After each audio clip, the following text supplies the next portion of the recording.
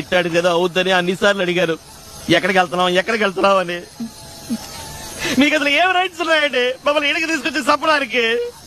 సినిమాలో ఉన్న 24 క్రాఫ్ట్స్ లో ఒక్కటంటే ఒక్కటి కూడా వర్కౌట్ కాల. మూవీ మొత్తాన్ని ఎలా కంప్లీట్ చేశానో నాకు తెలుసు, ఆ శివయ్యకి తెలుసు. ఇంకా అంతే. హాయ్ ఫ్రెండ్స్, ఎలా ఉన్నారు? Welcome to the my show.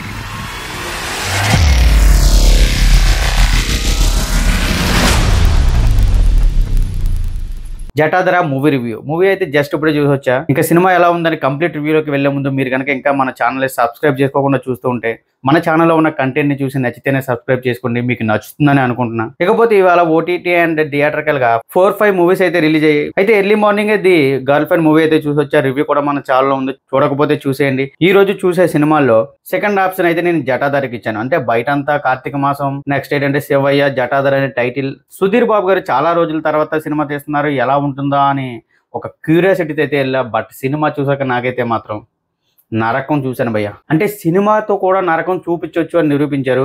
మామూలు టార్చర్ కాదు, అది నెక్స్ట్ లెవెల్. ఏమీ లేదు, అంటే ఒక సినిమాకి 24 క్రాఫ్ట్స్ పనిచేస్తాయి అంటారు కదా. ఈ మూవీలో ఏ అనే కొత్త క్రాఫ్ట్ కూడా ఉంది. బట్ ఒక్క క్రాఫ్ట్ కూడా పర్ఫెక్ట్ గా పనిచేయలే. ఒక్కటంటే ఒక్కటి సాటిస్ఫాక్షన్ చేయలేదు.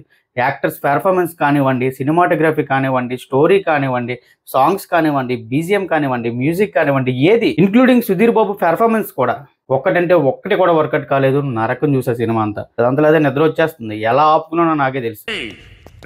నిద్రపోట్రా నేను చచ్చిన కళ్ళు తెరిచేస్తాను కానీ కళ్ళు ముయ్యను, నిద్రపోను, కొట్టనివ్వను. ఇకపోతే సినిమా యొక్క స్టోరీ లైన్ వచ్చేసి, అంటే పూర్వం బ్యాంకులు లేనప్పుడు అంటే దొంగతనాలు ఎక్కువగా జరుగుతున్నాయి. వాటి నుంచి వాళ్ళ సంపద ఏదైతే ఉందో, ఆ నగలు కానివ్వండి, బంగారు నాణేలు కానివ్వండి, ఆ వజ్రాలు కానివ్వండి, ఇవన్నీ కూడా పూర్వం ఒక దగ్గర గొయ్యి తీసి పెట్టి దాని చుట్టూ ఒక బంధనాలు అనేవి వేసేవారు. అంటే బంధనాలు ఎలా ఉంటాయంటే వాటికి రక్షణగా ఉంటాయి అనే థీమ్ మీద మూవీ స్టార్ట్ అవుతుంది. అయితే ఈ బంధనాలలో కూడా చాలా పవర్ఫుల్ అయినది పిచాచి బంధనం. ఆ పిచాచి బంధనం ఎక్కడ పడింది, ఆ బంధనానికి హీరోకి సంబంధం ఏంటి అనేది సినిమా యొక్క మిగతా స్టోరీ. అంటే ఇదేదో ఇంట్రెస్టింగ్ గా ఉందని చెప్పి అంటే సినిమా అదిరిపోయిందని మీరు అనుకుంటే మాత్రం పప్పులో కాలేసినట్టే. ఈ స్టోరీని కూడా వాళ్ళు ఏదైతే క్రియేట్ చేశారు థియేటర్లో స్టార్టింగ్ లోనే, అది కూడా పెద్ద ఇంపాక్ట్ఫుల్ గా ఏముండదు. అంటే నేచురాలిటీ అనేది మిస్ అయింది సినిమాలో స్టార్టింగ్ నుంచే. కొన్ని కంటిన్యూస్గా సినిమా ఏదైనా ఒక ఫ్లోలో వెళ్తుందా అంటే ల్యాగ్ మీద ల్యాగ్, రిపీటెడ్ సీన్, హీరో వెళ్ళడం, దయ్యం ఉందో లేదో చెక్ చేయడం, మళ్ళీ వచ్చేయడం, ఒక ఫ్రేమ్ నుంచి ఇంకో ఫ్రేమ్ టప్మని కట్ అయిపోతుంది. అంటే డైరెక్టర్ ఈ స్టోరీని బట్టి ఏ విధంగా హిట్ అవుతుంది అని అనుకున్నాడో నాకైతే అర్థం కాల. ఈ సినిమాకి ప్రత్యేకంగా ప్లస్ పాయింట్స్ అంటే ఏమి లేవు, ఉన్న వల్ల ప్రతిదీ మైనస్ పాయింటే. మీరు ఎవరైనా సినిమా చూసుంటే మీకు తెలుస్తుంది. బట్ చూడడం వల్ల అయితే మాత్రం మీకు వీలైతే వెళ్ళండి, అదొక రకమైన ఎక్స్పీరియన్స్ పొందుతారు, మీరు ఎక్స్పెక్ట్ చేయలేరు. ఎడిటింగ్ కూడా మరీ దారుణంగా ఉంది. ఏ ఫ్రేమ్ తర్వాత ఏ ఫ్రేమ్, సడన్ గా ఒక ఫ్రేమ్ వస్తుంది, మళ్ళీ ఇంకో ఫ్రేమ్ వస్తుంది.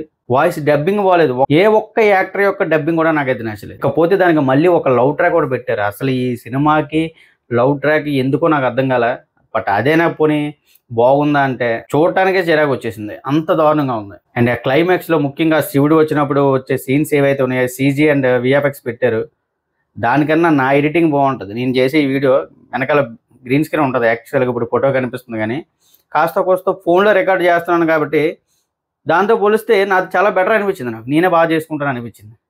ఒక పక్క సుధీర్ బాబు డ్యాన్స్ చేస్తుంటే ఆ ఫ్రేమ్ కదులుతుంది, కిందన ఏదేదో జరుగుతూ ఉంటుంది. ఏం ఎడిటింగ్ చేశారో, ఒక సినిమాని ఎలా తీయాలో మరి వాళ్ళకి తెలుసో తెలియదో, అసలు తప్పు ఎక్కడ జరిగిందో తెలియదు. కానీ సినిమా మొత్తం కంప్లీట్గా డిసప్పాయింట్ చేసింది. నా వరకు అయితే చెప్తున్నా, ఓటీటీలో కూడా చూడలేను ఈ మూవీని. నేను ఓటీటీలో కాదు కదా, అసలు ఎక్కడా చూడలేను.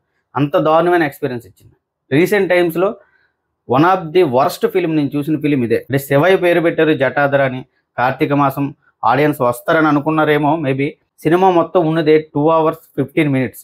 ఆ 2 hours 15 minutes కూడా ఎప్పుడు అయిపోతుందో సినిమా అనే ఫీలింగ్ కలిగింది. కానీ వావ్ ఈ సీన్ బాగుంది అనేది సినిమా మొత్తంలో కూడా ఒక 5 minutes కూడా లేదు.